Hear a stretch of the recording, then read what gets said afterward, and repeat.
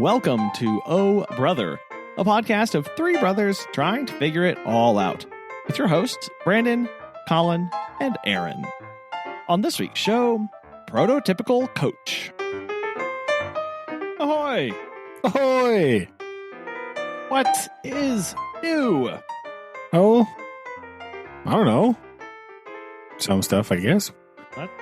How's Very anticlimactic. Anyway, Aaron, what about you? Switch. Brandon, Aaron, your turn. What's new?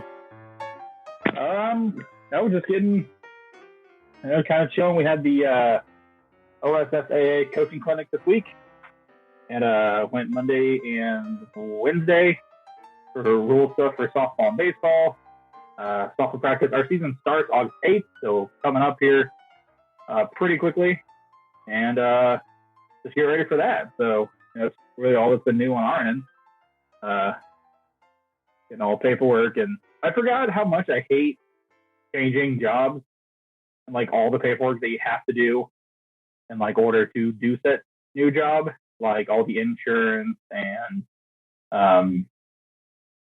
like all the things that you knew for like, oh, how much would you like to claim, and do you want dental and all this stuff. And I was like, I got to put my routing number again. How many times I got to put my social number down? And I was like, you know what? I kind of want to just stop getting new jobs and stay in a place for one. So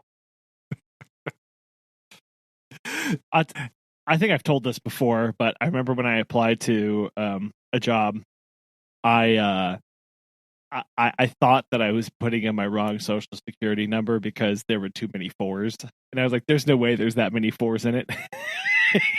Then I like turns out there is. Turns out there is, yeah.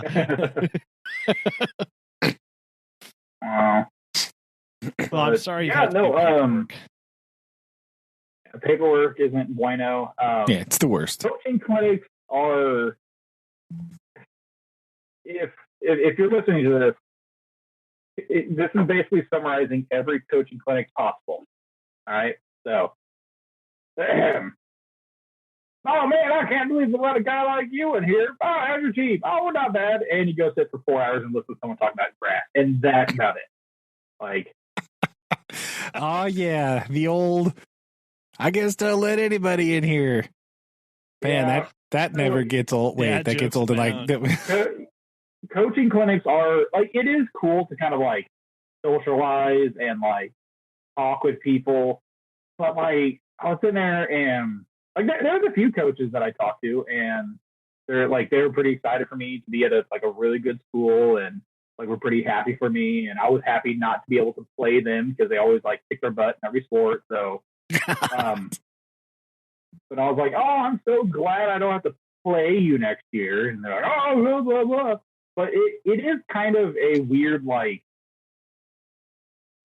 it feels like I don't want to say like fraternity, but it kind of feels that way, where like most of these coaches have been like coaching against each other for like a really long time, and like they know each other like very well, and like I only know like a handful of people, but like I just get there and I'm just like, oh hi, I definitely don't know who all these famous people are. Because there's definitely the people that's like, yo, man, this guy's like won like 2,000 games, and like he's like in the coaching Hall of Fame, and I'm just like, I'm just trying to find where the bathroom is. But it is kind of cool because they do these things every year where you have to go in, especially if you're a head coach, you have to go in and sit on the rules meeting, which is either like they change terminology or they change like new rules, and like there's a sign of things that you have to do. And then there's like business meetings where they do like redistricting. And then they have a bunch of like speakers for various sports that you can go and listen to. Like we will listen to one college baseball coach talk about drills that they do. And then we went in and sat on this college coach talk about grass for about an hour and a half about, like, well, if you got Bermuda out there, this is what you need to do with that. And well, if you got fescue out there, and this is one of the best things. I was like, is this seriously a speech? Like, is this like we have to sit in here for the coaches meeting that's like right after this? Are we serious? They're very interesting to go to. There's a lot of networking that happens, and it's it's crazy just to see like how many people show up from across the state and how many people you talk to. And I went Monday for baseball and Wednesday for softball, and then we've had practice all this week and done that. And it actually rained like for the first time last night and like most of today, so that was actually kind of super cool for it to rain. And but yeah, I mean that's pretty much my week in a nutshell. So It's far, true. anyways. Hey, it's pretty good. It also rained here for like 5 seconds, and it was like, dang it. Hey, Grass is still. You talk about grass, like our grass is brown. There you go. That's what it is. Grass update, everybody. Grass There you go. update. Dead. Very excitingly, Deader and dying. pretty dead. Got to I- get you some of that high-powered Kentucky Blue Hemp Super Turf. That's what you got to do. I tell you what. I- There's a deep cut right there for you, listeners. If you know what that is, I should give you a prize. That's what. That's okay. here's everybody. If you lived in the Midwest in the 1990s, Yeah. You might know what that is. you might know. You also might know this next reference. Might be only located in the Ozarks. I was walking a dog the other day, and this also has to do with grass. I wonder if you either going to catch on to this. I was excited. You saw the Ozark Howler, as I was against. Did not. But what I did see was I was walking, and there's a guy painting his siding, and then he was blowing the painting, the sprayer, the excess into the grass. And I just remembered that's not natural, but Oak Express is. As the guy was painting his lawn green with the bristles and oh my god. it was not green grass, which it was not green paint, which have made it even more hilarious. And I would have let go of the dog to take a video of that if that was actually happening in front of me. Just, It was so funny. That immediately came, just that tone of voice. The commercial where the guy's pushing the lawnmower and he looks over at his neighbor who has all the dead grass, and his neighbor with the dead grass is on his hands and knees painting it with a brush green. That's not natural. oh, But Oak Express is. oh my gosh. Oh, Got I about laughed Oak Express. so hard. my first thought was that neighbor that lived up by Uncle Gary and Aunt Meredith that painted his grass. Nice. You remember that? That was my first thought when you said that, and then I was like, "Oh yeah, there was a commercial about that." There was. I wonder Yeah, if I can find this. I don't know. Well, you maybe local television commercials are the best thing ever. are. Nothing will be greater than the Furniture Factory outlet commercials from the 90s. Nothing is better than that. Oh, classic. The Furniture Factory omelet. That's what.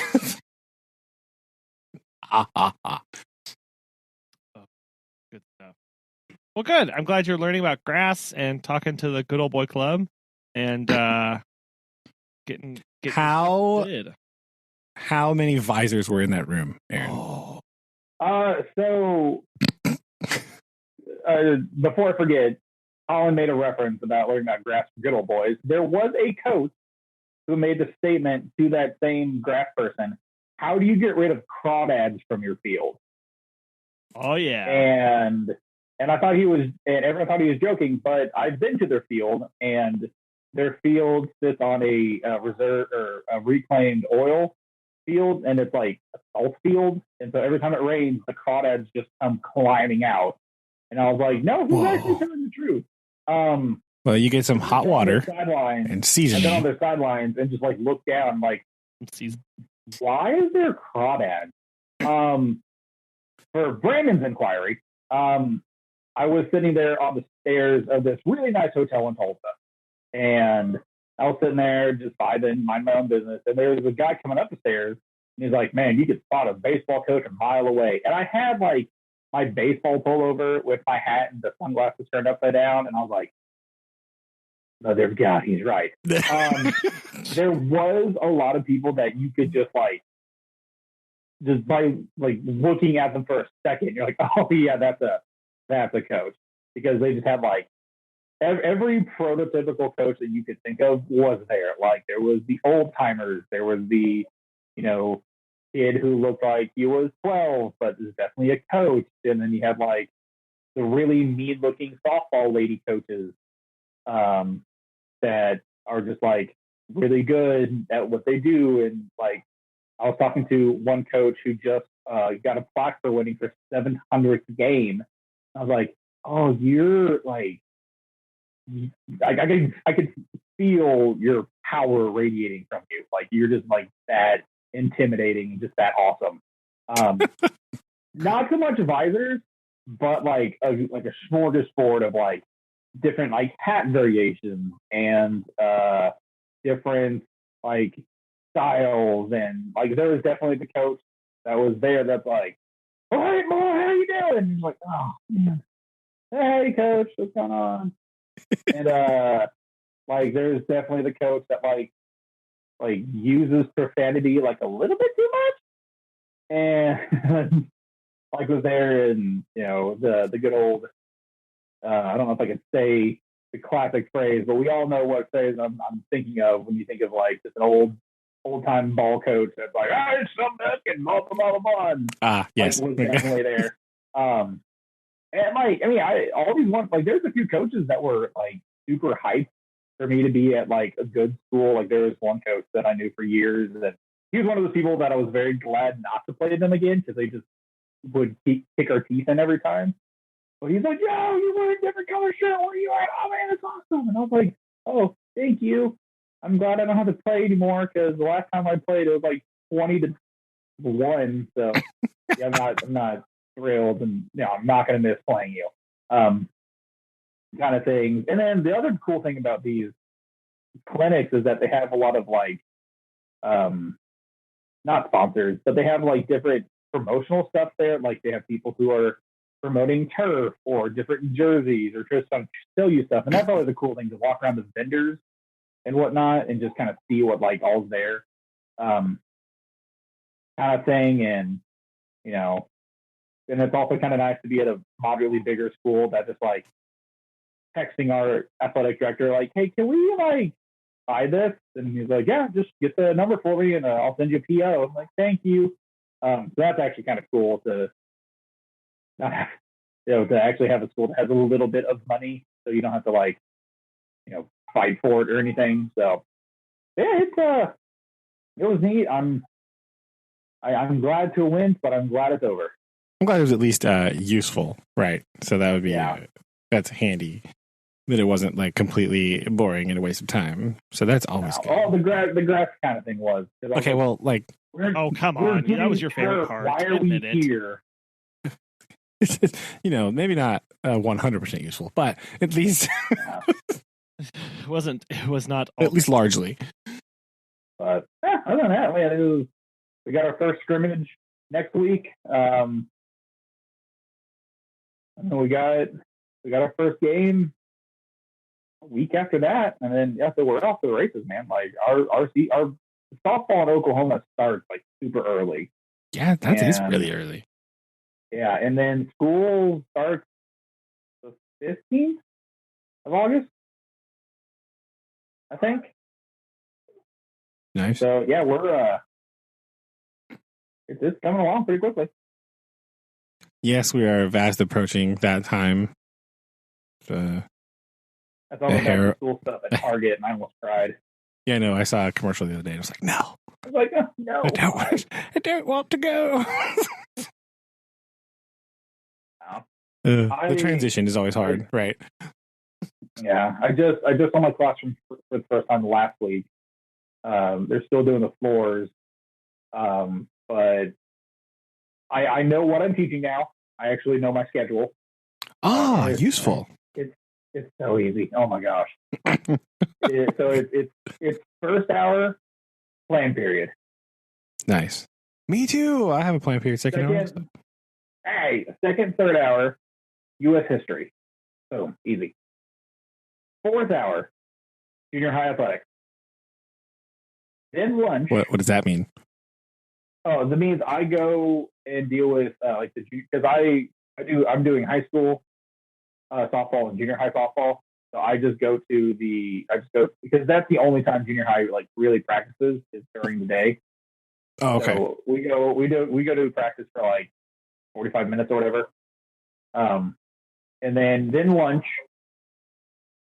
Then We go into so then lunch, then fifth and sixth, eighth grade history, and then I have high school athletics, seventh hour. Nice. Sounds pretty good. So what does that include?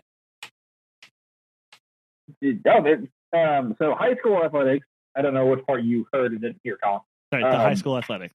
I want to. Yeah, so high school athletics in some schools is always. That's usually the time where people go and like work out, like before practice or something. And so, for softball, they will all the girls will get out of class because it's technically a class period, and they'll go and like to the hitting facility or go to the field, and we'll start practice so that way we can get out at like 3:30 or 4, so we're not there till like 6 o'clock at night practicing. So it's just kind of a little bit head start, and that's kind of the same thing that I do with junior high athletics. As though for junior high, it's not as like heavily focused, and you only get like 45 minutes to 50 minutes of just practice. So they got to sprint down there, do whatever, sprint back to lunch, and then have class. And so it's not like super prominent, but you typically don't have high school kids practicing with junior high. Like besides, like you do like warm ups and stuff, but we'll never have like a high school girl hitting off like a junior high pitcher or anything like that because it just doesn't get. So they usually practice separate. It's two very different skill levels and skill sets. Oh yeah, so, that'd be demoralizing for that middle school pitcher. Just like why? Well, I think our junior high is actually better than our high school. So okay. Well, then it'd be demoralizing for the high schooler. We got some girls that can just ball out. But it's coming along. It's going by a lot faster than I thought, and it's kind of nice. Where there's 4 of us coaches, and we're kind of split up, but all of us help out with kind of both, and so we've gotten to know each other very well. We're very connected. We're all kind of on the same page, and we all have kind of like the same sense of humor. So, and nice. It's just going pretty good. That's good. I'll text you guys the schedule, although I know you will not come down because we have 5 games a week or something. So, oh my gosh! Yeah. And I was sitting there and I'll hype about everything. I was like, this year's gonna be great. And then I was looking at their schedule stuff from last year, and they're like 1-26. Like, woof. It's fine. It's a rebuilding year. It's fine. I didn't know they were that bad. Everything's fine. That's interesting. All upswing from here. Yeah. What are you going to do? Go 0-27? Nah, it'll be fine. You go on the up now. See? Perfect. Yeah. So, and I was one of the girls who's like, oh, coach, we weren't very good last year. And I was like, no, nonsense. You guys will be fine. And then I was looking online at their stuff. I was like, oh, they scored 7 runs the entire season. Hey, it's fine. Gotta just work on some fundamentals, right? That's a coaching term. There you go. Look at you, Brandon. You should be a coach. No, I'm absorbing this all from Aaron. I'm just like say fundamentals over. We got some pretty good expectations, and our superintendent, who's a really nice guy, he keeps trying to hype us up, and he's like, hey, don't worry, we got some new travel buses this year. And he was like pointing at me and doing kind of like the finger guns. He's like, new travel bus. I was like, oh, I get to be the first one to drive this monstrosity of a tank. Hey, put those finger guns away, sir. We don't do that here. No, more finger guns. No. Yeah. So that's been pretty much last week.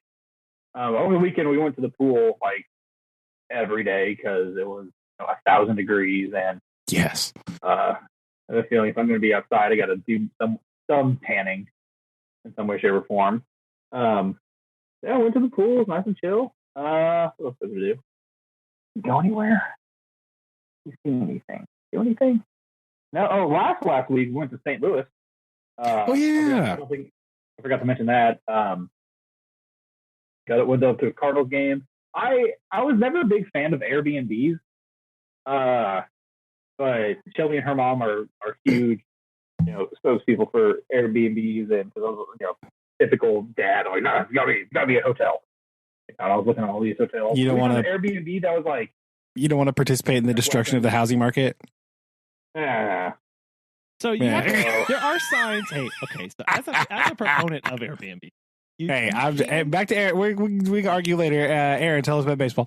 Yeah. So we were, and I was like, oh well, this is kind of cool. I think I got pictures of it, but we stayed in like a really cool, like historic downtown-ish part of St. Louis. Not the ghetto part. But we were like 5 miles away from the stadium.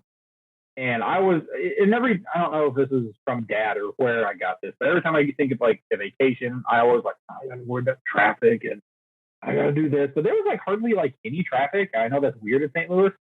But the highway sucked. But yeah, like town driving, like that's where all the traffic is. It's on the highway. Like once you get out, it's like fine. It's like a normal place. And then I was like, the freeways are awful. I was like, man, we're gonna park. We're gonna have to walk like 10,000 miles. Her mom paid extra for like front row parking. Holy Major League Baseball game. And so I do not want to know how much that cost. Well, just wait. So we were literally right across the street from the stadium, and then we walked in, and Busch Stadium was just amazing. I loved it. So we meandered around, and we were 5 rows from the field. Oh man, we were close, and so which side were you on? First or third? We were on the first base side. Okay, how far down? So we go first base dugout, right behind, I guess, 20 feet. Dang, from the first base line. That's pretty good. Yeah, so I was like, and of course, being a huge Cardinal fan, Albert Pujols, who's I've been a big fan of for years, was on the first base side, and I was like, I can't touch it from here, but like, if I scooch a little closer, I can touch it. And I was like, he's right there, and of course, I got sunburned, shocker. But no, we were there, like, and we sat in the front.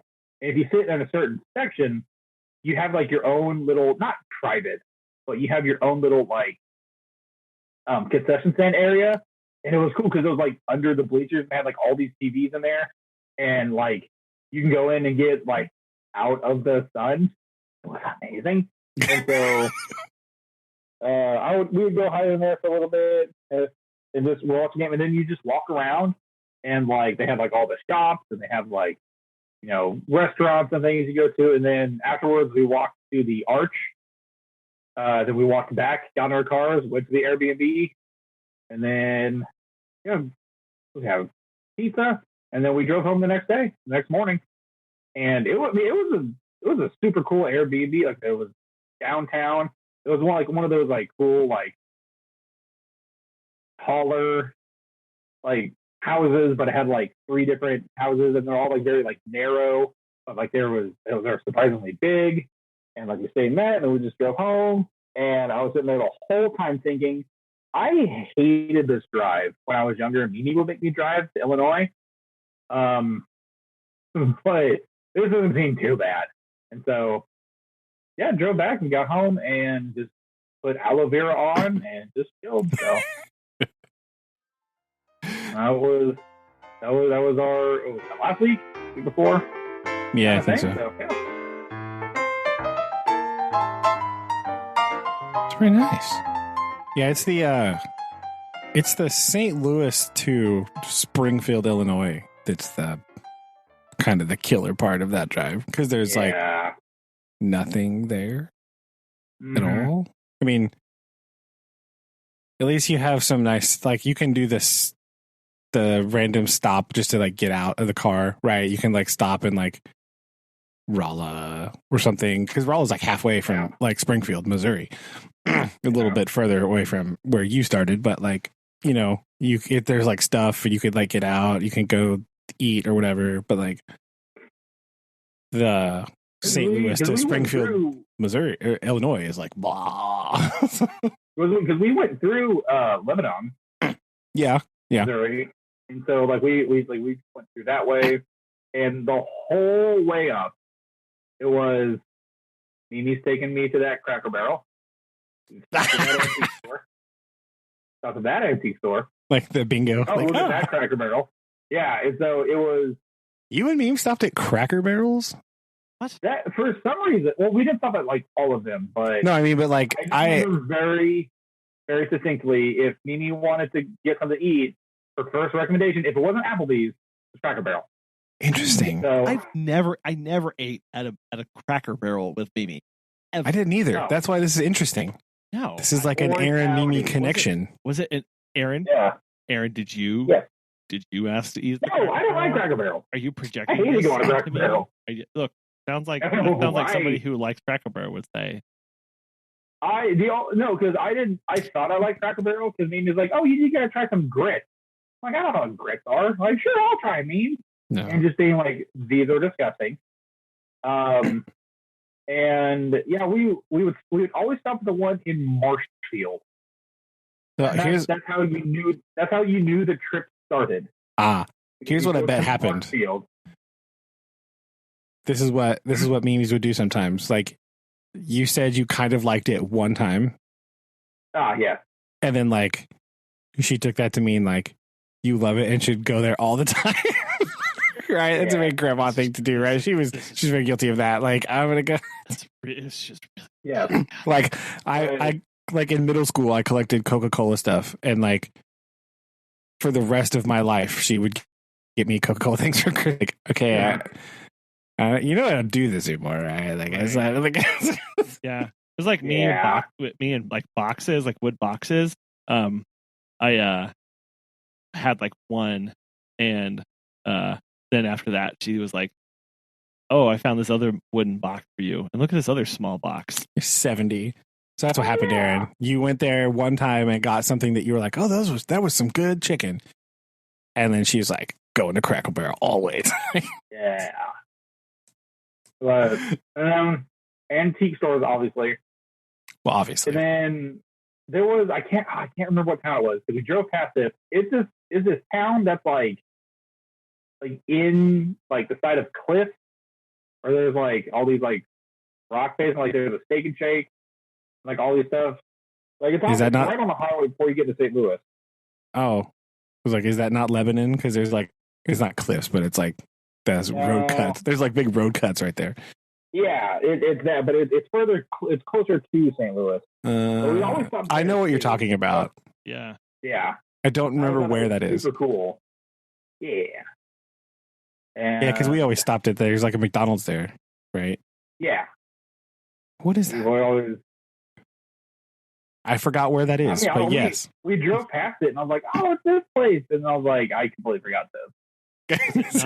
Was it Mesa Verde National Park? Were you driving through the cliff dwellings? Is that what this was? I think that's the wrong direction. From St. Louis. One may never know. Well, I also remember not driving to St. Louis with Amy, because we always drove like south of it. I feel like because we always watched this from a distance. Yeah, the bridge that you cross to go on the highway in Illinois is south of St. Louis. So I never actually like got to the city proper, but you always saw the arch in the stadium and all that stuff from the Illinois side. Yeah, that's right. So you would look across, you would look back across from the Illinois side and see the downtown St. Louis from there. So you kind of got to the outside of the city where you started getting into like the metropolitan area, right? Because all of a sudden it's like, the Midwest is weird, listeners, because it's like nothing, giant city, like out of nowhere, like boom, there it is, like this. So like that place you were talking about with the cliffs, it's not like cliffs, it's like big road cuts, but like really big road cuts, because there's like the little bit of the last mountainies up there, and like there's a quarry over there somewhere, I think, right? I know what you're talking about. And then like it's not really big, There's not any big cities like really close to it, and then all of a sudden it's like, blam, you're in St. Louis. Like you just like come around a corner. You're like come around a corner, and there it is. Hello, giant like 6-lane freeway. It was kind of nice because like we came into Chesterfield and we stopped at a what was it called? An outlet mall, and we spent a lot of time there. And I just thought like it was like, oh, this is actually like really cool. And then I was like Chesterfield, and then I was like, boom, St. Louis. And it's like, oh, this is way different and nothing as I like remembered it. So that was actually kind of cool that we did that. Yeah, it's like surprise. Here it is. Yeah, Kansas City is the same way, right? Yeah. Except for on that side, it's like flat, nothing, absolutely zero. Kansas City, like what? Yeah, you get a little bit like, oh, it's like Lee Summit, some like a little bit of sprawl, but then like it's not like too crazy, and then all of a sudden it's like kaboom. You get thrown into a massive, road mixer and interchange, and all of a sudden, you're like, what? Going 85 miles an hour with cars all around you, and you're like, never mind. Like I was in the middle of a cornfield 5 minutes ago. What's happening?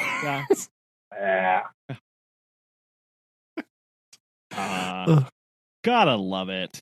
It's true. Very true. Well, I'm glad that you survived. You didn't get hit by any foul balls or anything. Yeah, congratulations. That's the danger zone up there behind the dugout, right? That's like where you're getting whacked. That's where you get. I don't know. It was a unique experience, and if I had layered up just a smidge more on sunscreen, I think it would have been like. I mean, it was hot. Like there was a few people that were actually like being taken away by like little ambulance people because of just heat exhaustion. Oh yeah. And I'm like, but I'm having like a lot of fun. But yeah, it was super hot. So I was like, having fun in my heat stroke. I do want to go in the car. Yeah. But it was a lot of fun. I'm really glad I had the experience, and really glad that we got the chance to go. Well, yeah, I'm glad your road trip was successful. Yes, and everything went good. This is good stuff. And my week has been a lot less exciting. It's a good thing that we didn't record last night, because last night was like the one place we went somewhere. We went down and ate at the Asian restaurant down in Cassville, because that's where we know the owners, right? And it's the only place around here you can get Thai food. And I ate way too much Thai food and was like, did you take a nap? That's what this sounds like. I almost it was like, oh, that was a lot of way too much Thai fried rice. And like, I can't deal with my life choices right now. And because we know them, they're like, oh yeah, here we, you can just have all these crab rangoons. We're like, Did I say no to the freshly made crab? Absolutely not. But ate way too much Thai food, so that was exciting. Outside of that, the binge watching episode of this week has been rather randomly Gordon Ramsay's Kitchen Nightmares. That's been on the binge watch list. I've only ever seen highlights of that. Is that actually good? It's like, I don't know. It's entertaining. It's like the same show over and over again, right? Like all shows like that. It's all right. It's pretty good. All you need to do, you really just need to see like one, and you've seen all of them, right? Like the breakdown is Gordon goes to a restaurant. Gordon eats lunch. It's bad. Gordon tells the owners it's bad. They're all in denial because they're all like, I rate my food. Sometimes he talks to them first. He's like, oh, I rate my food like 10 out of 10, right? Yeah. He talks to the owners and the chef, and then the waitresses come and they sort of like give him the real deal. Like they tell him how it is. He eats lunch.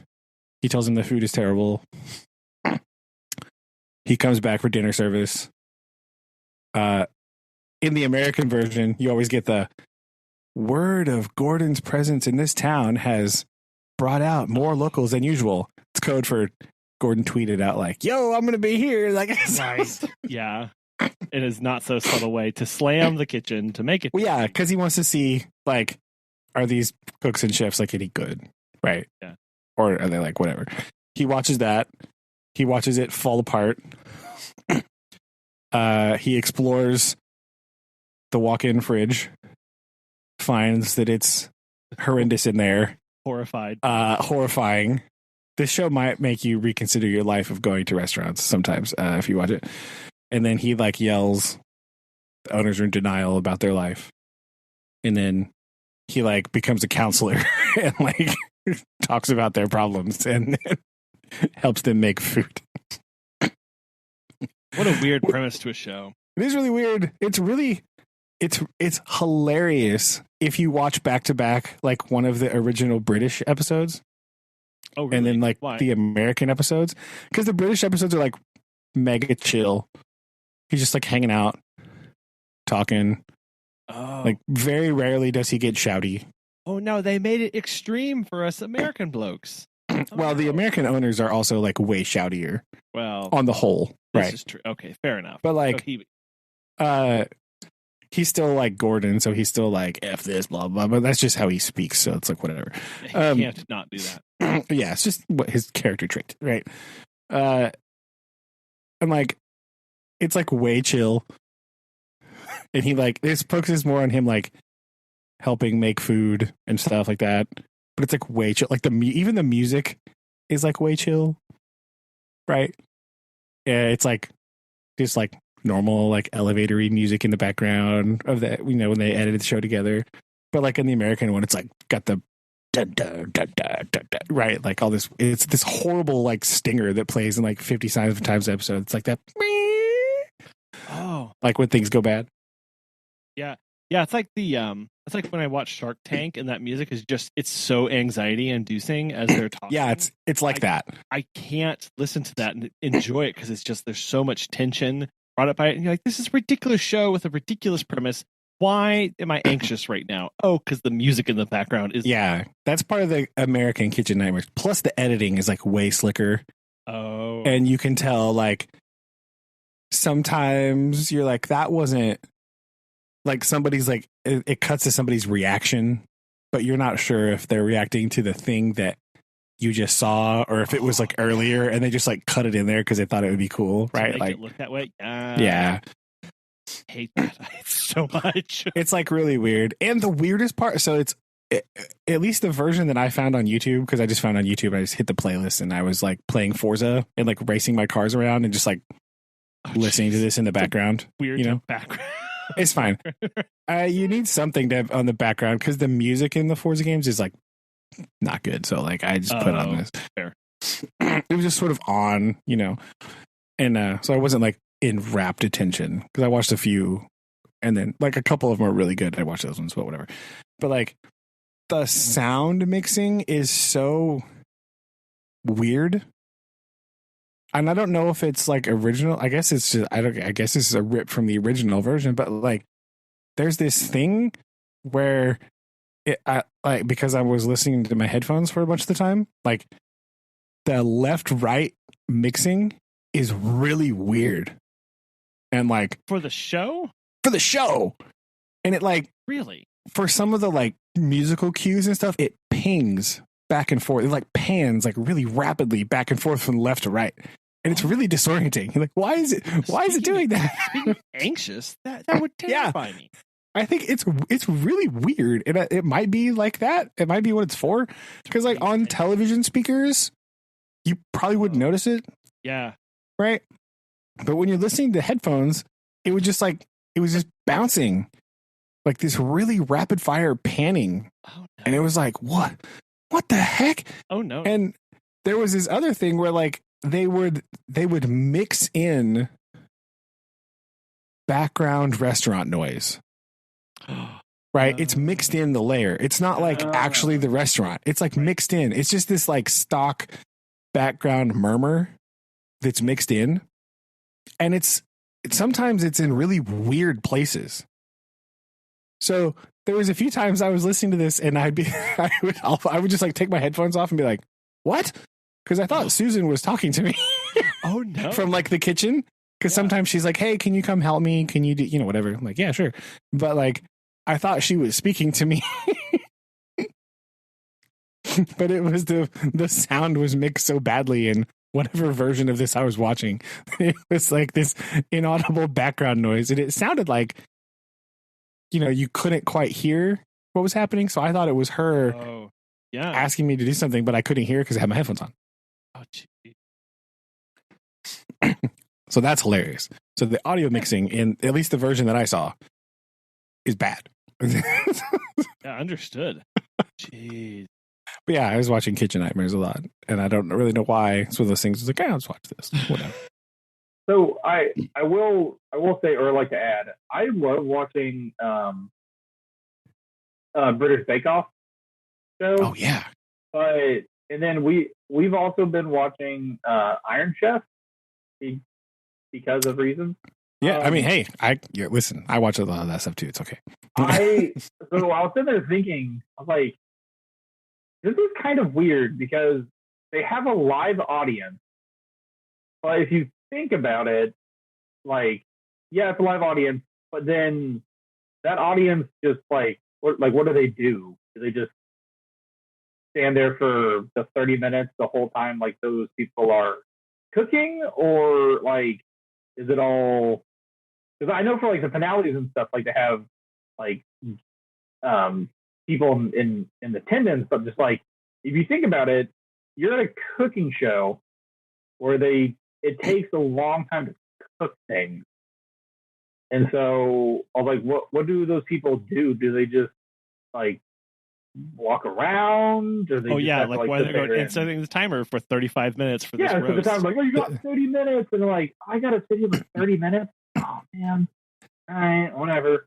So every time I watch one of those shows, that's kind of what goes through my head, because I just think that's just so weird. I'm like, oh, man, I got tickets to go see the British Bake Off. I'm like, well, you're going to be sitting outside for like hours because it takes them 3 hours to make a cake. So like, what are you doing this whole time? That's a good point. I never thought about that before. Right? Maybe they get to eat some of the cake at the end. Yeah. Oh, well, I know like the crew does. Like they, because I remember watching behind the scenes of British Bake Off, and they're like, yeah, sometimes we don't get to try other people's food because they give it to the state, like the crew, the camera people, and like they just like devour it. I mean, like, sometimes, we don't get to eat like the competitors' food sometimes. So like, oh, that's kind of sad.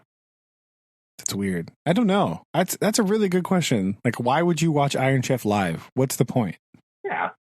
See? That's really interesting.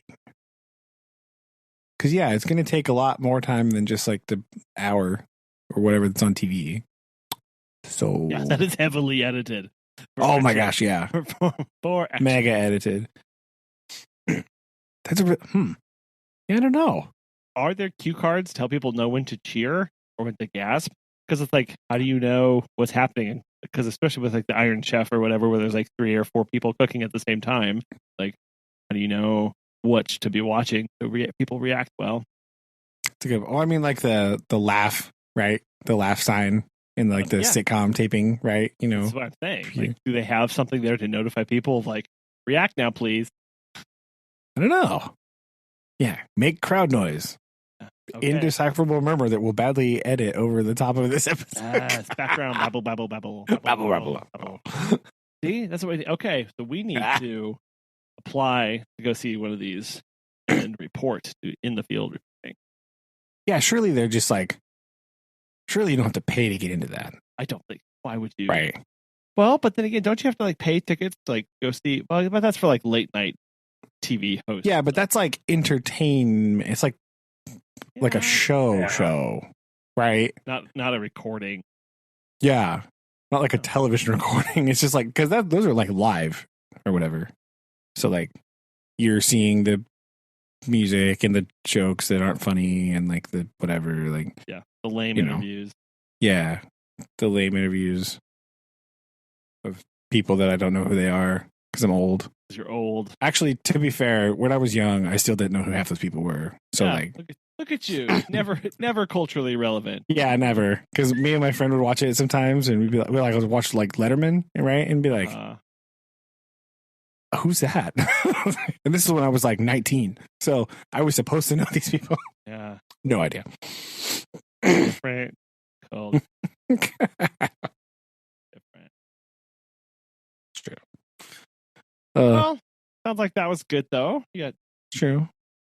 so And of course, do you recommend the American or the British version of the Kitchen Nightmares? So like, here's the thing. Like, if you, I will say that the American version is definitely more entertaining, right? Because it is heavily edited to be so. Sure. But like, as far as like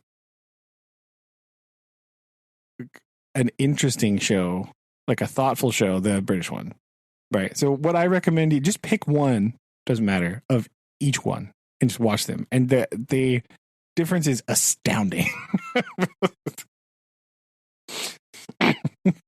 The other big difference is the British version always has a shot in every episode where Gordon is taking his shirt off to put on his chef's jacket. So he's just like standing there shirtless. Yeah, every time. He's like, that's a thing? Yeah, it's a thing. Wow. This show is like over 10 years old, so it was a much, much younger Gordon Ramsay. Just but like still. Yeah, yeah. It's like a brief shot. He just like takes off his shirt and he's like standing there shirtless, putting on his chef's coat, and then like buttoning it up. And that's how you know. And he's like talking while it's doing this. Like he's like giving a monologue, right? He's talking to the camera about something that he's going to do. He's talking about how pathetic lunch was and how he's interested to see how dinner service is going, right? Being more interesting. How much the chef can't actually cook, right? That kind of stuff. Like talking about why is everything frozen in this restaurant whenever the menu says it's fresh? Why are they lying to him? And so what you learn very quickly also from watching this is like Gordon Ramsay is a chef, right? He's a chef. He's one of the most famous chefs in the world, right? Is he the best chef in the world? Probably not, but like he's very famous and he's very well renowned. But what Gordon Ramsay actually is a restaurateur. That's what he really is. Because he goes in there, and especially in the American version, he will like change the decor, right? He will change the theme. Sometimes he'll rename the restaurant. He's like, this name sucks. No one knows what that means. We're going to name it this. And like, it's usually like he'll rename it to like the person's last name, something like that. Nothing like crazy, but like he'll redesign the menu, right? Make the menu smaller, more manageable for the cooks and stuff. But that's what he really is good at, is like the detailed eye for how to run a restaurant. Oh, that's is what he's actually masterful at. So if you sort of watch what he does, like how he redesigns this stuff and like what he does and all the things that he talks about, like it's not the cooking necessarily. It's like the business of owning a restaurant is like, he's like so passionate and particular about the business of running restaurants. Well, this is very interesting, because what is one of the major reasons why most like small businesses fail? It's not for lack of passion or desire. It's for lack of planning and business acumen. Well, yeah. And I mean, that's what this show really highlights, right? Restaurants are a dangerous business to get into, right? Yeah. The majority of them don't last a year if you just open a restaurant, right? And a lot of times on the show, it's people that are like, they worked in a restaurant before and they just decide to open one. Yeah. Or sometimes it's like a person who's like, I have a business degree and I know about business. I'm going to buy this restaurant because it'll be a good investment. Yeah, but why is nobody coming to my restaurant? Yeah, they don't know how to run a restaurant. Yeah, right. There's very specific things that happen in a restaurant. That you only know about by working in restaurants and running a restaurant, right? Not even working in one. Real quick, it's raining and thundering in here, and I almost like flipped the desk over because it like thundered so loud. So okay, my heart's racing for a little bit. I have been zoned out for the past like 5 seconds, so just give me a second. So hold on. All right, you're good. Back, Aaron. Well, hello. But yeah, there's like so many like little tiny detailed minutia, and that's another thing this show is really good at, is like showing you that stuff. Sure. And it shows you like what they're doing wrong, right? Because some of it is like common sense, but other stuff is like, oh, oh, I see. This is a Sure. job. He'll talk about like the front of house. Like, this is what you need to do. Why are you not doing this? You need to do this, blah, blah, blah. He'll talk about the expediter people, the people that are like the go-between between the waitresses and the kitchen staff, right? Like, hey, where's this order? I need this order for table 10, blah, blah, blah, blah. There's like this go-between mediator between the front wait staff and cook staff that is sort of directing traffic, you know? Sure. And a lot of times people are really bad at that job, and that like sinks the ship in a hurry. Yeah, and that's another thing where someone may have been good at another position and then was placed in that kind of go-between position because it was open, or they thought they had the skills for it or whatever, but weren't really the best at it, but they were there because it needed to be filled. Yeah. And some of the restaurants are even like, it's like the person that's the chef, right? They were a chef in like other restaurants. And there's a couple examples where they're like actually really good chefs and they're like renowned. And then they decided to open their own restaurant and be the chef owner. And it's sort of like blah. Yeah. Because that's too much responsibility. Because just because you're like really good at one thing doesn't mean that you can be the owner of the business, right? Like, well, in most cases, it means you shouldn't be doing that other stuff, right? Like it's deciding what is. Oh, okay. So, it's like things that you have to do, things that you need to do, things that you like doing, and things that you don't like doing, and there's overlap for all of them. yeah, and trying to decide, like, okay, what do I need to, what should I get off my plate, or what needs to stay on my plate, and I just kind of have to grin and bear it because that's my responsibility right now. yeah.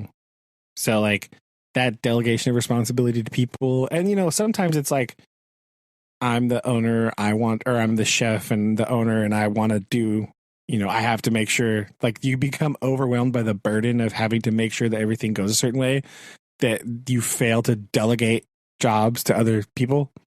Yep. That can like help you do stuff so that you can focus on the, cooking or like, whatever. So it is a very interesting, there are some interesting like insights into this like very nuanced business that you sort of take for granted as a patron of a restaurant. Right. So if you only ever like eat in a restaurant, there's a lot of stuff that you see in the show. Even the show's like 10 years old now. Like, it's crazy, but like still that you might not know about like how it works, and they don't even go into a lot of stuff. They talk a little bit about like ordering and like planning, because he'll go into the fridge and be like, why do you have 75 of these? What on earth are you doing with your life? Oh, like, yeah. Like they've over ordered, or they over prepped, and they have like way too much food. And now instead of throwing it out because it's going to go bad, they're trying to figure out how to save it and use it for stuff. But it tastes like garbage because it's been sitting in the fridge for so long because they screwed up and did whatever. So like, yeah, it's it's nuts. Well, I listened to an interview of a local restaurant here where they were talking about how they were trying to, the headache of ordering in the middle of the pandemic and all the supply bottlenecks, because they are a barbecue place, and all of like, the meats and the butchers and stuff were all like totally wiped out and closed down for months and months, and they couldn't get any of the brisket or the shoulder or the rump or anything like that to actually do like the smoke. So they went to, actually, they were like, okay, what do we order so that we can actually get access to? And it was like a lot of chicken and turkey and fish and other things that were more readily accessible. But yeah, like if you are over ordering and then going, well, we're doing this again tonight because we got to get rid of it. Like, ugh. Well, and that comes to, some of it comes in the restaurant. Some of the episodes it comes from like the mismanagement of the fridge, and like they don't label stuff appropriately, right? They don't, like, even I, who only worked in a restaurant as a dish boy, and like back of clean out the walk-in whenever we did that, and like unload things off the truck because I was a young guy. So they're like, "You get the thing, carry the stuff." Your body won't break. Do this. Well, hold on, more on that in a second. But like, everything in my manager was like super specific about how to label and date all the boxes that came in. Oh yeah. And like how long we've had this, how much of it is there, where it goes, is it properly sealed, is it labeled, like cling wrapped, written on with a Sharpie, blah blah blah, so you can see everything like easily, And it was a pizza restaurant, so in the front where the pizza guys were making all the stuff, every day they would always seal, label all the ingredients so that they knew it was fresh, right, within the freshness tolerances of the restaurant, And these restaurants, you go into on the show, there's like nothing. It's just a bunch of stuff in the fridge. And so there's no labels. And so like, they probably what they did is they had some like stuff in there and then they like didn't remember when it was from. So they made more, right? And then they like didn't label that either. And so this just sort of snowballs and gets out of control. And all of a sudden you have like 47 containers of pasta in a fridge. And you're like, what is this for? Origin. Yeah. Yeah. Of unknown date and origin. So like, you don't know what the heck is it the pasta that you prepped this morning or is it from like a week ago? Like which one is this container? Right. That's important information. Yeah. We need to know this. But like also back to my restaurant experience was that when we were talking about the lifeguards, right? Oh, right. Yeah. Remember we were talking about lifeguards and how as a child you were like, oh man, I hope these adults can save me. And they're all like 17, right?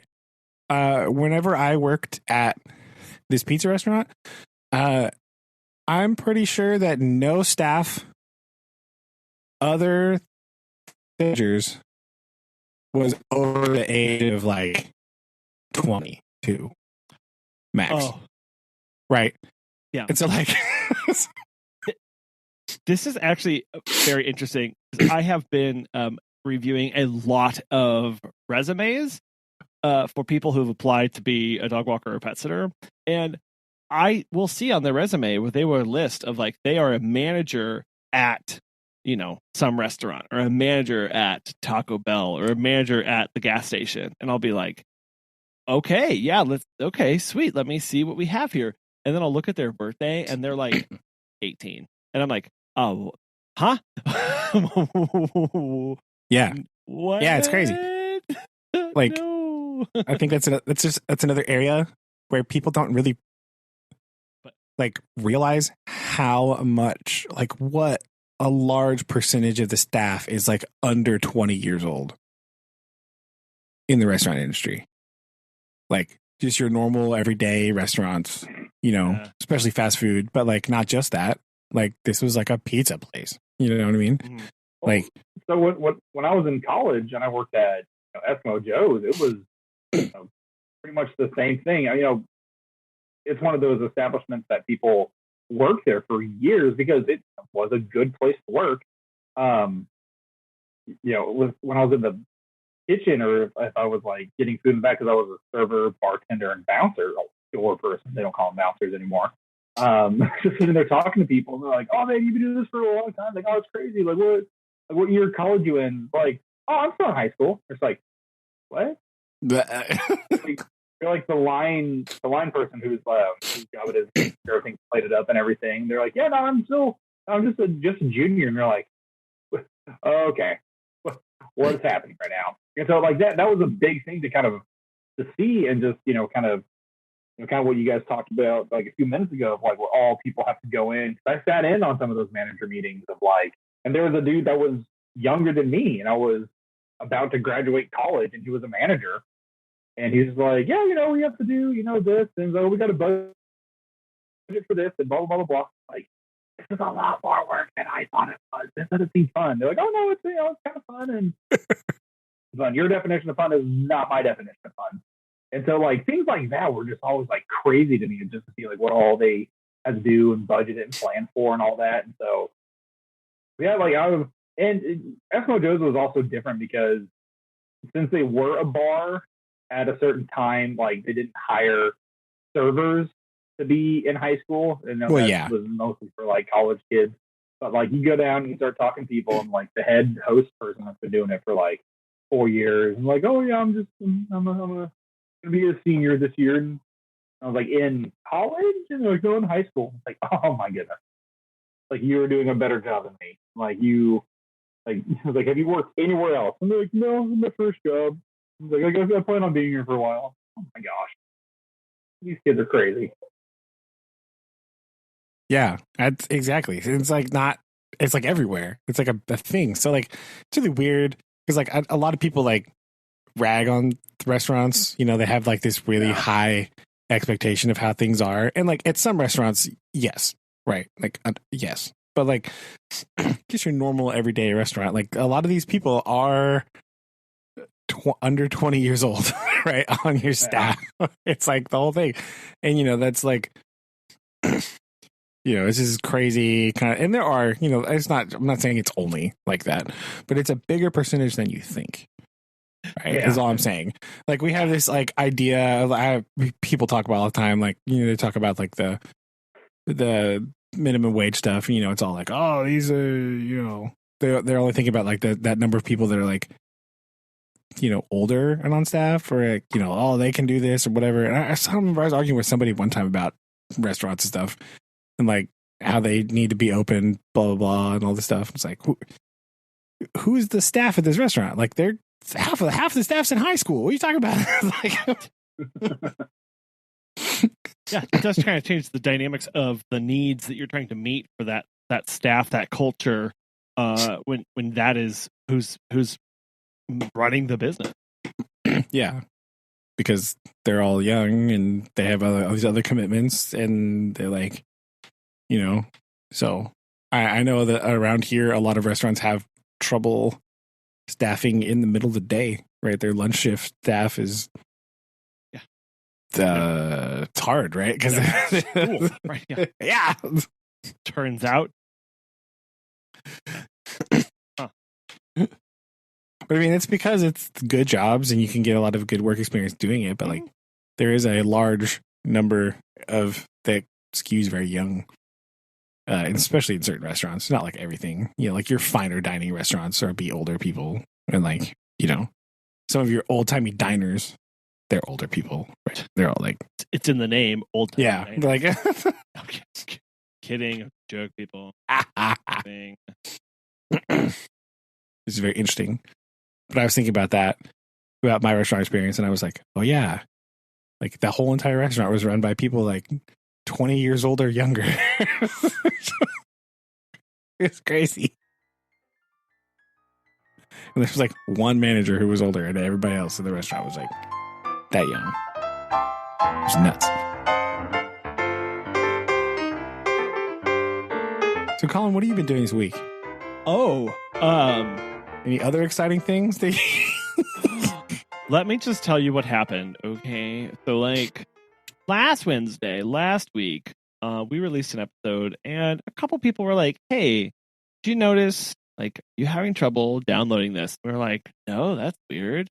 Try this other app." And they're like, "Oh yeah, I tried this other app and it worked fine." And then this Monday, we released an episode. We were really like, "Yeah, it's gonna be good, it's great, a lot of whatever." Okay. Everybody was like, "Where's your episode?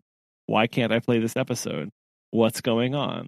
And I have 15 podcast apps on my phone. And so I was like in all of them, and on my browser, and on different browsers, and on private mode, and on VPN, and all this stuff, trying to figure out why can I not listen to our episode. And I was contacting our host for it, and radio silence, like nothing. I get nothing back. And so we have to make, this is kind of like probably like the second, maybe third. This is the biggest thing that has happened. But it's a few little nicks and stuff here and there, where finally I was like, we need to be done with this host for the files. We need to do something else because this is not good. They're not even responding. I don't even know what's going on. And the way that you move podcast hosts is that you go to a new podcast hosting company and they say, may I please have your RSS feed? And you copy that to them and they say, okay, thank you. All of your stuff will be uploaded. And then you can do what's called a redirect, where you go back to your old host and you give your old host your current RSS feed from your new host. And then that way, anytime an app or whatever with your old RSS feed tries to get more information, your old host takes them and points them to where your new files where your files are now hosted. That's the way it's supposed to work. Slightly complex, but I think I got it. Yeah, it's actually extremely simple because there are like there's 100 directories. Each directory wants access to your RSS feed so that it can pull the episodes and play them for people. And instead of me having to go to each one of those directories and go, here's my RSS, here's my RSS, here's my RSS, I can just go to my host, click a button, and it sends it to all of them.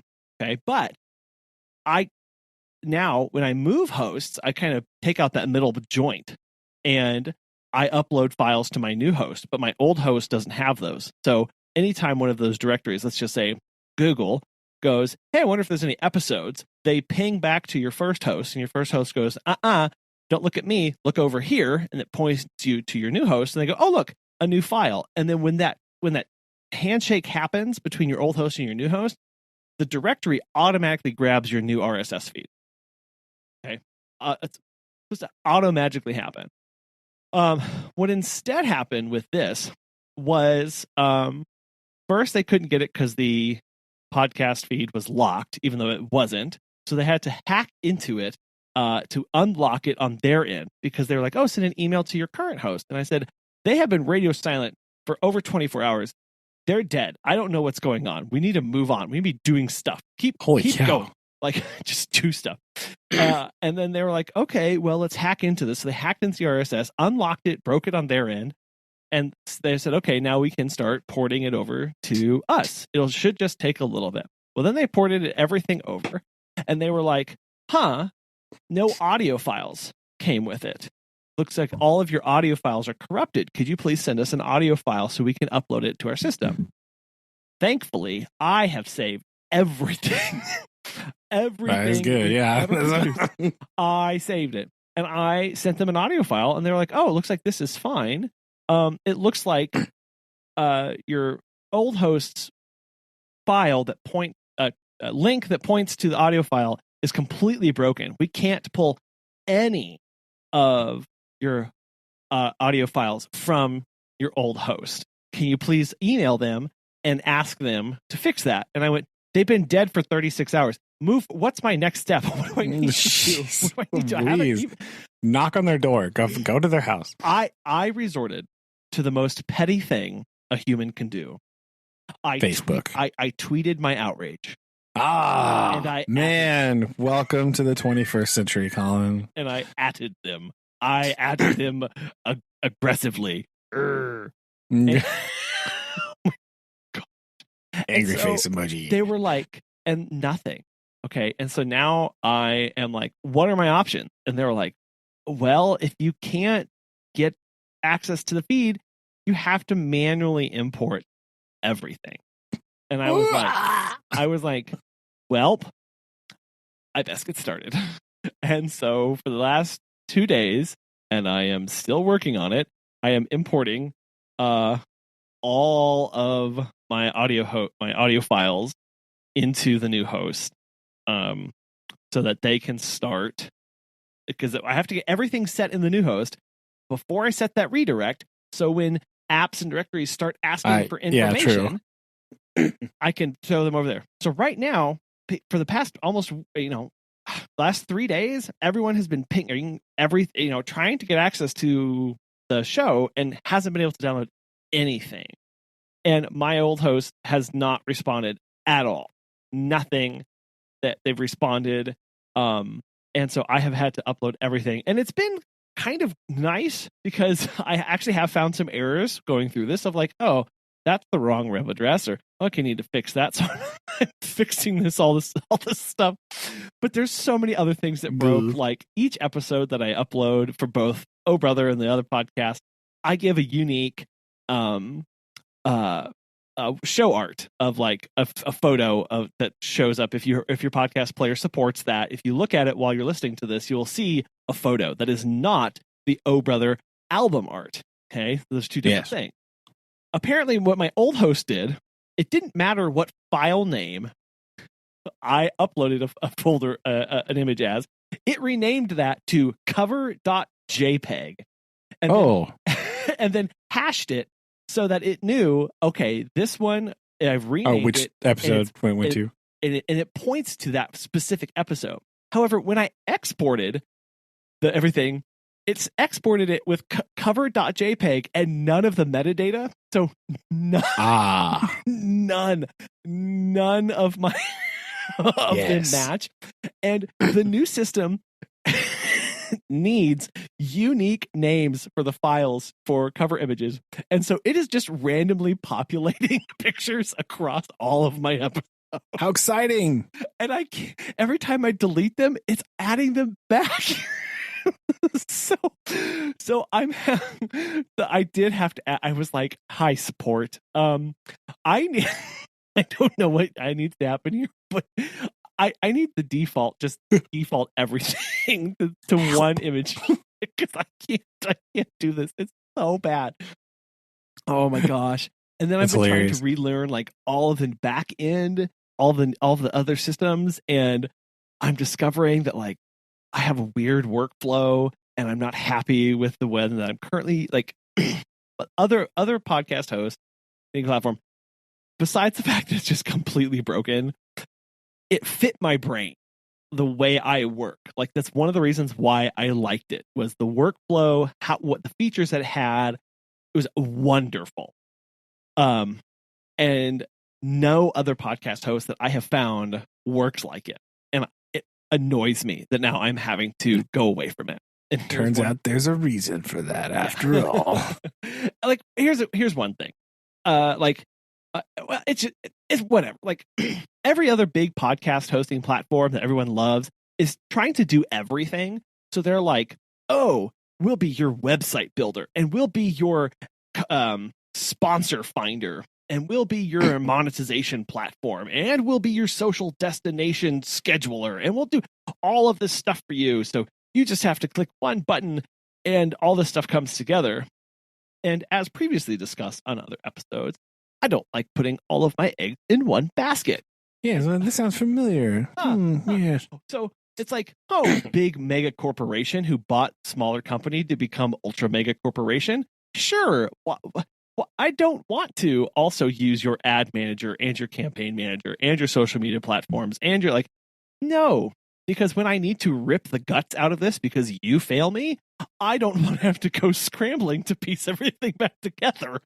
So this other one was just so hands off. So just like, you want a podcast, here's how you're going to podcast, and we'll step out of your way. Everything else is like, do you want to add this? Hey kid, come, here's some candy and we'll give you this. It's just like, stop it. Step away from me. No. Hands off people, hands off hands off my listeners, hands off the sponsors, stop touching it, leave me alone. And like the other, oh man. And then some platforms are like, oh man, we've got this auto magic thing that'll like super change your audio to make it sound really super great. And it's like, well, but I don't want that. And it's like, oh, but we offer it and everybody loves it. I'm like, stop touching my audio, right? Like I did it the way I wanted it to. What are you doing? And what was the other one? Oh, it was they were bragging about their one podcast hosting platform now does podcast editing, but the only way to edit it is in a web browser. Ew. So you need access to the internet to edit a podcast. And I'm like, why would you do that to That's yourself? weird. Like, what are you even doing? Like, the assumptions. So anyway, I found out yet again. That's real odd. I'm a bit particular about things, and I kind of like them the way they. And I don't like people meddling and touching things, and so I over the course of like 36 hours, I mean, I have sent hundreds and hundreds of emails to support, and I kind of got my hand slapped because I thought, I sent my initial question to them that was like, help me import this, I'm having problems. But then as I hunt and peck around, I'm like, why? I have other questions. And so what did I do? Well, I opened a new help request ticket for that question because it's not pertinent to my initial question, right? Yeah, like, no, but then he's all being one because it's the same person asking. Oh my gosh. I got my hand slapped so hard. And I was like, okay, just so that we're very clear, the person who's helping me with importing, you also want me to direct the question to him about why the branding featured isn't changing the color on the podcast page, but not the podcast website that you're hosting for me, and why the contrast color is auto-generating a color that is hideous and doesn't work. And you also want me to address the question to him about whether I can change the font on the podcast page because what is currently there cannot be read by any human alive or dead or in the future.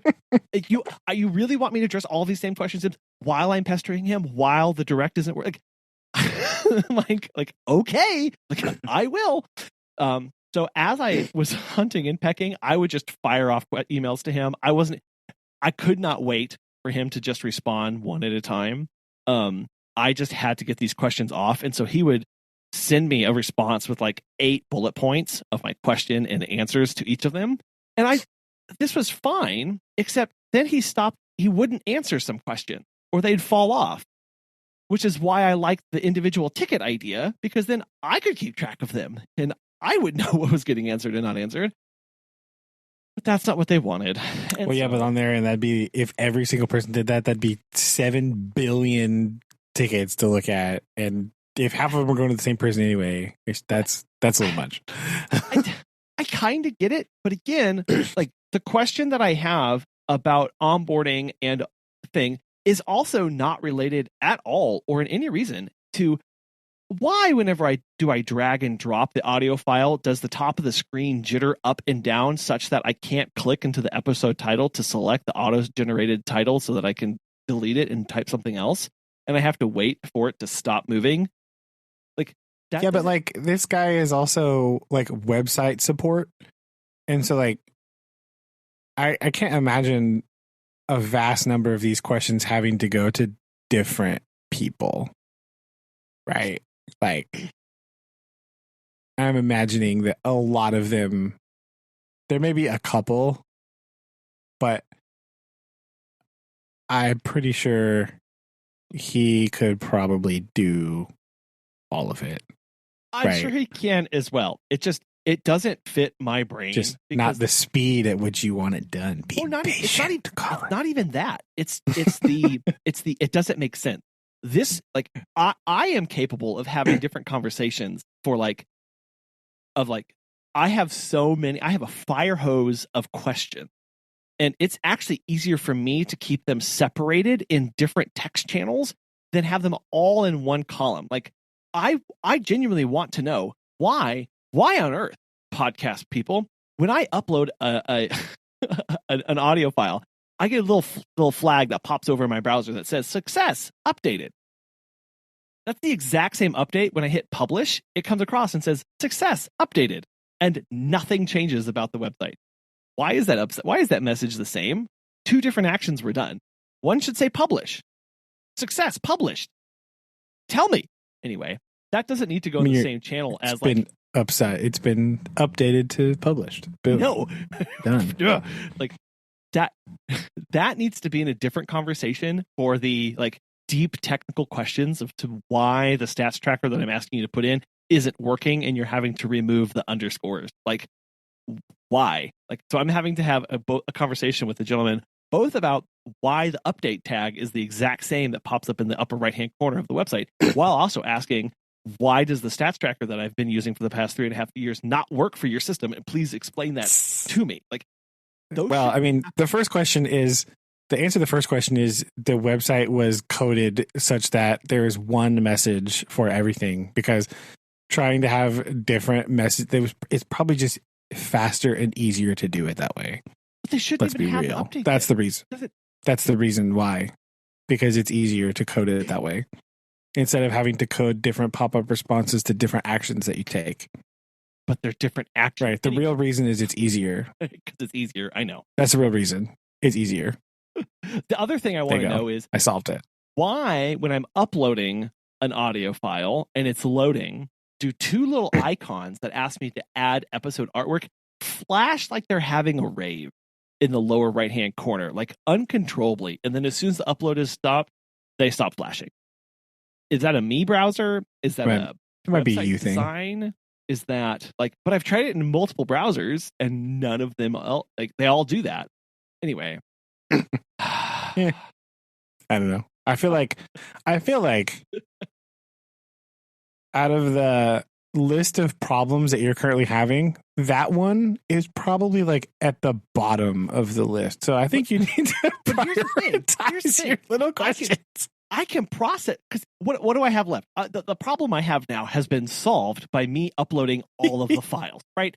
I can plug and chug, and I've got 17 tabs open in the browser, and I'm just dragging, dropping, checking the files against my website, right? I'm doing that. Meanwhile, what am I doing? I'm clicking buttons and going, what are social settings? What's the what's the difference? But what's the difference between website legacy and podcast page and podcast website? Who knows? There's no documentation on that. Did you search the knowledge base? Of course I did. Every question, every word, keyword I could think of about website, legacy, web page, pod page, podcast page, nothing pops up. That's why I'm asking you, helpful tech support, explain the difference to me. It's like, oh my gosh. So, Aaron, I think he's going crazy. It's just I think he's finally broken. It's not that hard. Oh, I think it sounds like owning a business just in general is just difficult. So I'm just gonna I mean, this isn't any part of owning a business. But it's kind of like when anyway, we won't get into this. I'm right. That's what I've decided. Oh dear. Or like branding. Oh, this is the most annoying thing. I went in to change the branding to match the podcast colors and everything. I had to choose a theme, a font, line, gradient, whatever. Changed all that. Then I checked the web page that it was supposed to be. I checked my podcast page. Nothing had changed. So I asked tech support, amongst other questions, why did this not update? He said, oh, the branding doesn't impact your podcast page. So I screen grabbed the part of branding that says custom branding settings for your podcast page. And I sent that to him and I said, please explain what this does. And he was like, oh, I guess it does. And I was like, oh. Except for when it doesn't. Not forgetting this.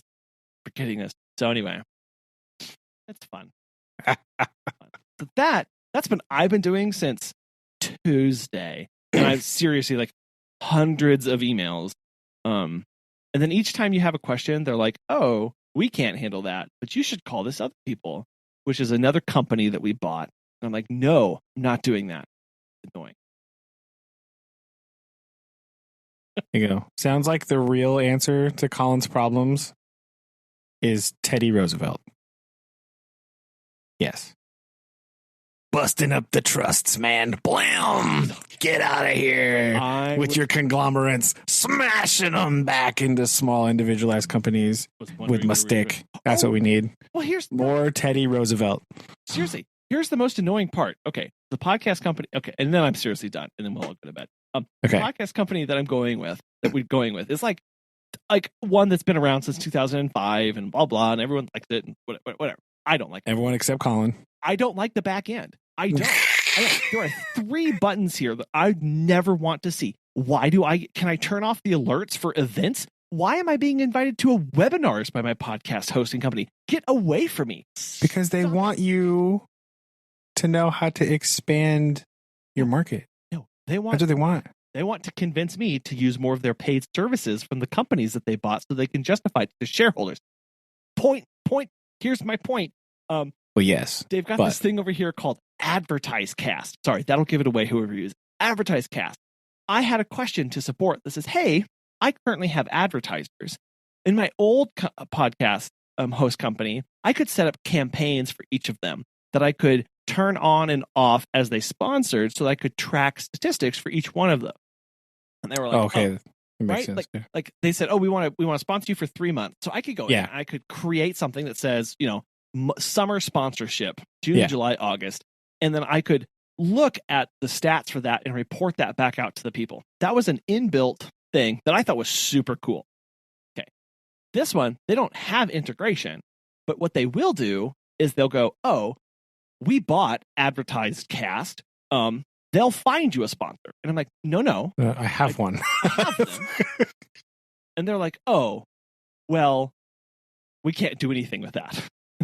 But why don't you list your podcast on here and find a sponsor? And I'm like, no. I already have one. I have them. And they're like, oh, okay. Or like Patreon. Patreon is a big thing where a lot of people can do direct support of podcasts. This company, this podcast hosting, bought a Patreon competitor. So any question that you have about integrating Patreon, which is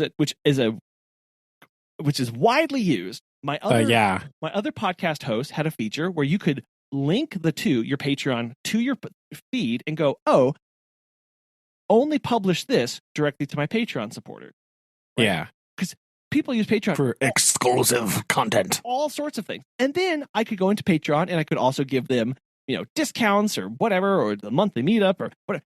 And any questions, newsletter, even if you mention the word Patreon, they're like, oh, we don't integrate with Patreon. We have our own company and that you can use, and you'll need to answer all questions to them. And this is where I got really ticked off because that's idiotic, right? It's like they said contact this company's support. Okay, contact this company, meaning it sounds like it's third party, right? It's not. I contacted help@companyname.com. Scratch that, Collin. My podcast host support person contacted me about that inquiry. They are doing support now for this other company. Yes, because they own it now. Because they own it. It's infuriating. That's pretty awful. It's infuriating. So you think you're talking to all these third parties, but you're not. You're just talking back to the company through the front of this is the kind of thing that just burns me, where it's like, get out of my way. Let me choose who to use and integrate. Because what they are doing is making that choice for you and going, no, don't use these other things. You can't actually integrate with these other things. If you want some of those features, you must use what we've decided you should use for you. That's really weird. First of all, who bought the Patreon competitor thinking they could do something with it? Right? Like, come on. That's just bad business, right? You don't need that, right? There's I understand trying to broaden the market and market share and all that nonsense, but there's clearly one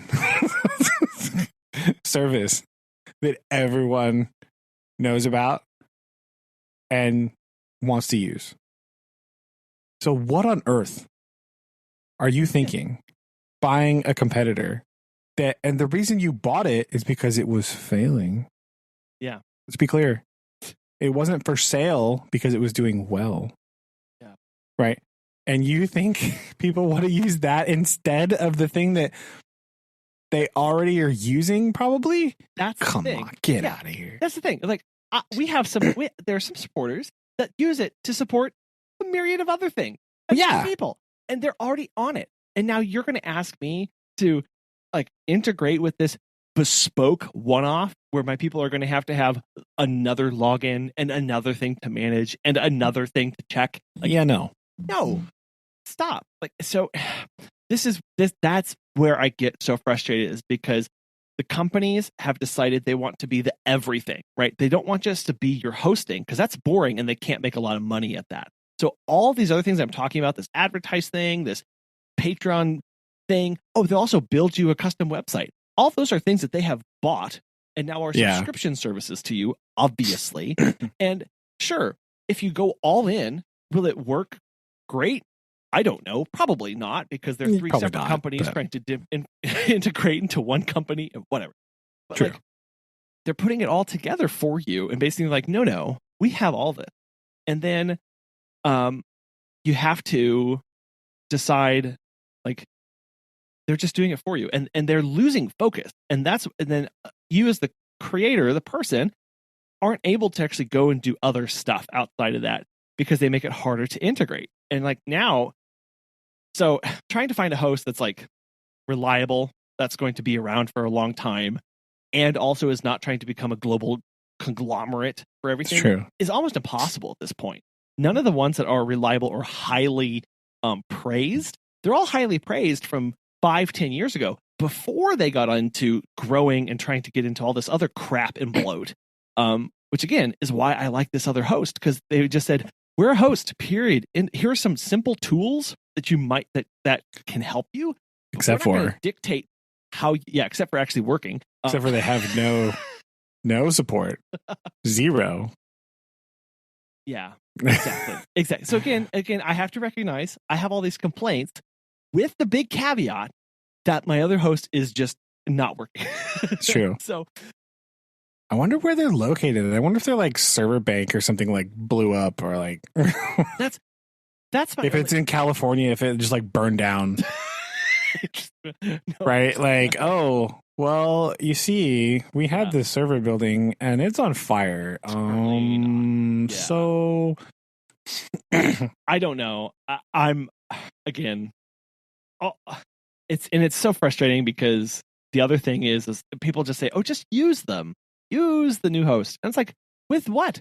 For what? I can't go through my entire workflow of publishing an episode with no episodes. Like, what are you talking about?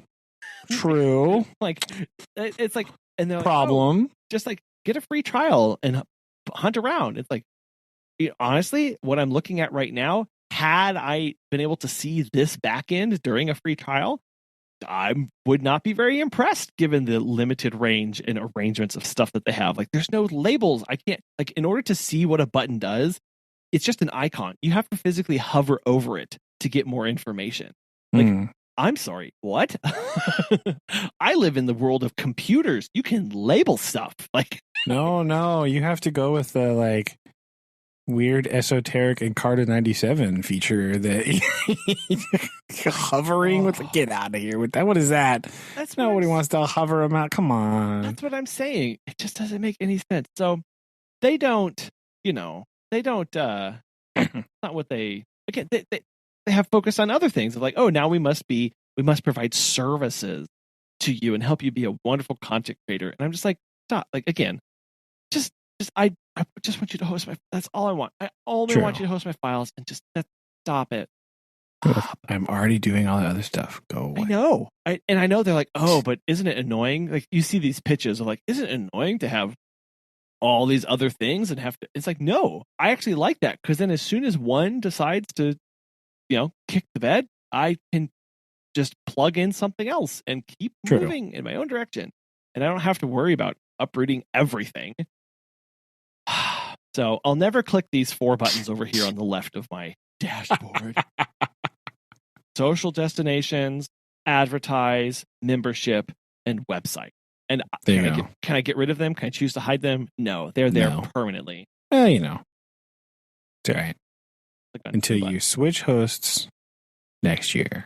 Bum, bum, bum. Well, now that I'm doing all this manual labor to put all this stuff in, I'm kind of like, you know what? Maybe once I've cleaned up everything, maybe I do just do another redirect in a month and get to figure something else out that actually works. So, Collin launching his own hosting site soon. Exactly. Watch out for that. It's like 2020 never. So, here you go. To leave you on a happy note, Collin. Yeah. Did you need some good news in your life? Yeah. I feel like it's important to tell you it is in fact Shark Week this week. Oh man, we missed it. Okay. So think about sharks. Think about happiness. We've got to discover what we have to do really here is I've seen some of the people they have on the hosting Shark Week. We have to come up with a concerted effort, online campaign to get ourselves on Shark Week. Okay. Think about what I'm thinking. I don't know what we can do. I think we could. I don't know. Maybe we should investigate bull shark activity in the Mississippi River. How exciting would that This be? is what I'm saying. I think we need to go ahead and link stuff up together. Yeah, I think we just need to go on site and do our take on Shark Week podcast version. That's what we need to do. There we go. Got it. So, I just wanted to bring you some happiness. There are sharks about, right? Very exciting. I will tell you, Shark Week this year still does love that stationary direct overhead drone shot, right, of the boat. Not as much as it did last year. Last year it was insufferable. It was ridiculous. Sure. Get out of here. With like every single show had the same shot of like the drone directly like 100 feet above the boat looking straight down. Stop it. But we still have that, but it's less. So that's good news. We've evolved a little bit. So, pretty good. Pretty good science quota on this year's Shark Week as well, I will say. In the past, last year I think I was very cross about the ridiculousness level that was happening. This year's pretty good so far. So, we'll see. So challenge next week. We'll put together our own Shark Week episode in a audio there you go, Aaron. only. There you go, Aaron. Dream Shark Week. What are you exploring for sharks? I always thought it was cool when they did like the catatonic thing. With this like shark like upside down, and so that, or I was always a big fan of that one show that like they always had like a what is it called, like a bait boat, and they would like lure like a great white shark onto like this platform, and then like they would lift up the platform so you could see like how big the shark was. Dude, I remember that episode. That was crazy. Yeah, that was dope. I want to do that. That was a good one. There you go. Bring your shark report next week. There you go. 2 pages, double space. Wow. Thanks. MLA format, right? Times New Roman. One internet citation. Oh no, the rest books. Not Wikipedia.